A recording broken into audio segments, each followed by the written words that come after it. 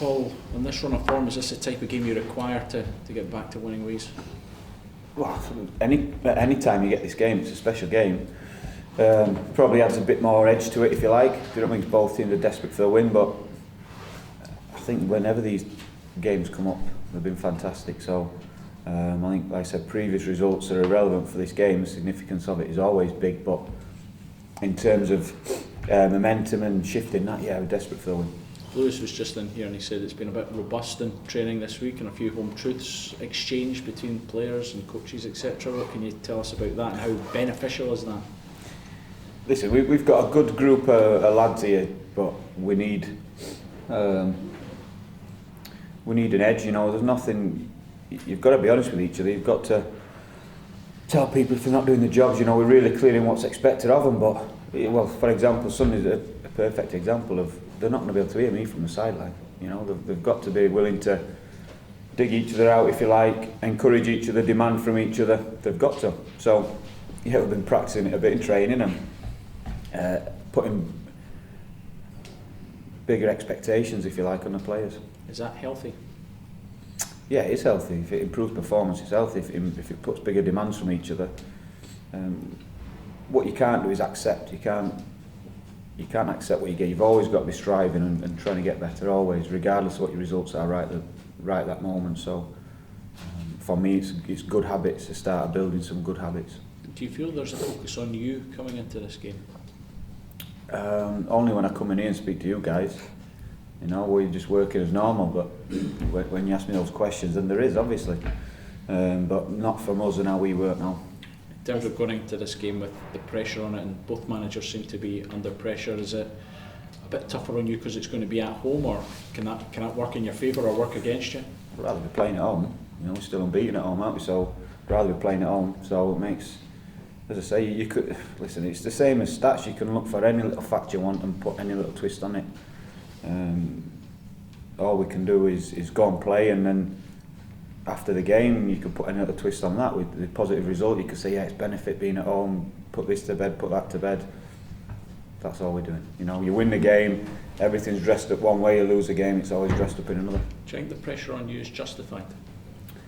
I don't know.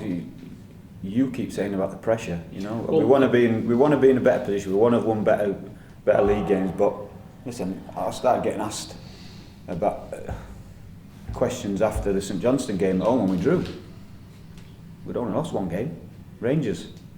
You know, so it's been from that moment, and then since then we've conceded some poor goals. Motherwell away, Kilmarnock away. So that's what's upset me, the performances of the teams. The questions haven't upset me. You know, can be really realistic in terms of and point to exactly where it's come from and what's happened. So no, that doesn't worry me. What worries me and what drives me forward, if you like, is putting those poor goals we've been conceding, getting rid of those. Do you see there being any more at stake this weekend than just the 3 points? No, other than it being the derby and it's the 3 points we all want. We saw it like when we won away last season at Tynecastle. Again, it was only 3 points, but the feeling of it was immense. You know, really enjoyable. So we were speaking last week about it, that it magnifies all the emotion, magnifies all the feelings. So you want to make sure it's a positive feeling you're getting, because everything's magnified in these games, because that's the importance of them, the significance of them, and it's why we all enjoy them. Do you take any notice of what's going on across the city in terms of maybe looking at trying to capitalise on that? No, not at all. Only just to do as normal work on the teams and how they play, their players. That's it. The rest we're not in control of, so it'd be pointless wasting time worrying about what they're going to try and do. What have you made of Hearts this season? They'd love to be in a better position in the league. They'd love to have won more games.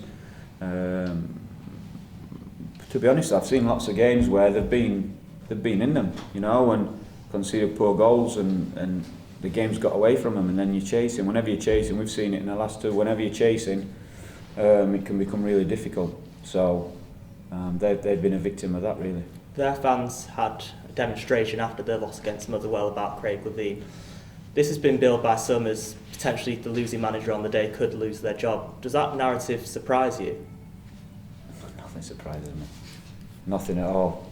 Would I spend time worrying about it and wasting my words over it? No, not at all. What will be, but listen, no. If that's what football's come to, then that's what it's come to. Do you get nervous about a game like this? Yeah, not so. Nerves, excitement, expectation. 'Cause it builds during the week. You speak about it a lot more. As I said, you know that all your emotions are going to be magnified. So it's the games that's why you look forward to them. You know, like cup finals, like chasing a promotion down, or any sort of derby. They're really intense, and there's lots of feeling goes with them. So yeah, the build-up is different. The excitement's different. The worst bit for me is always just before the game when the players are out warming up and you start doing it, you've done your bit, that's it. That'll be exaggerated. So there's lots of differences with a big game, whether it's a cup final, chasing a promotion, or a big derby game. There's lots of things that are exaggerated that make the games feel different. Lewis just said that it's almost a win at all costs. It's the result that matters. Do you think the performance is also equally important, so you show the fans that there is some improvement? No, the result. With performance, obviously, you want to try and control as many things to try and get better. But for example, when we started the season strongly, we kept clean sheets up until the Rangers game, and we started then. We've changed a little bit of focus and went into us in possession and how we want to look, how we want to break teams down. It was as if all the work we'd done pre-season had been forgotten when we'd not got the ball. So if you focus too much on parts of performance, it's always about winning, and the fundamentals are always both boxes. If you're stronger in both boxes, you're generally going to win games.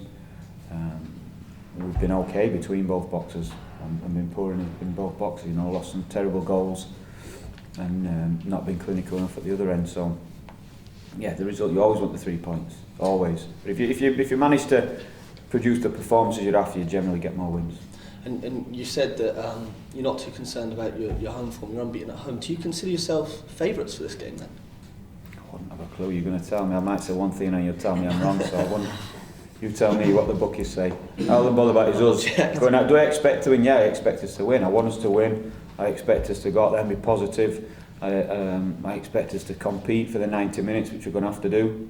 And if we get most things right, we'll have a better chance of winning the game.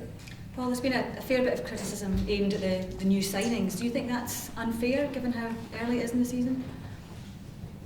It'd be unfair to single people out.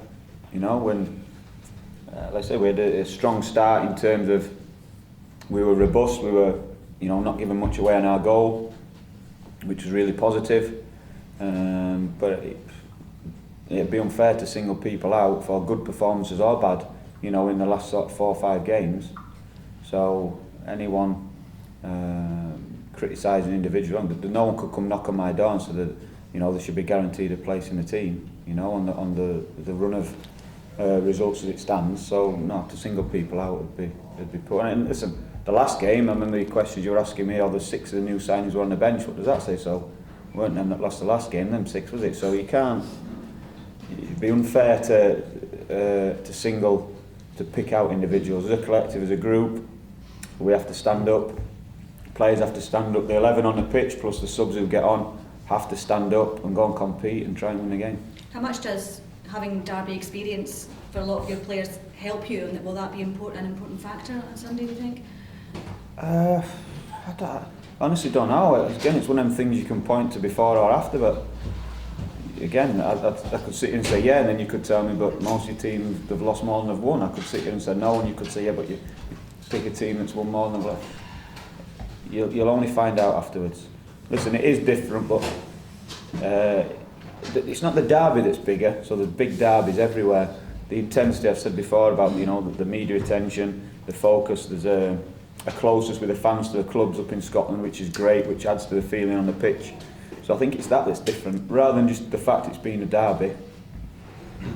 I bet there's no one in there not played in a big derby at clubs have been at, but it's just got a different feel to it, I think, which you can't experience till you get on the pitch. Obviously, we spoke about pressure that Craig is coming under. Does that make it difficult in the dugouts on Sunday? Will you talking to him beforehand, or is it something you just can't think about until the end? Can't think about, yeah. You've got so much to think about to be worried about that. Go out there, try and beat him, shake hands afterwards, get him a beer, that's it. That's what I want to do. I take it from your previous answers, you still feel you have full support of the board, regardless of the result? Yeah. It's nothing to say any different. Any fresh team news, injury updates going into the game? Injury updates. Tom got another 90 minutes, Tom James. Vicky's out, he's got a fracture in his ankle, so he picked that up in the Motherwell game, I think, and went away with Lithuania.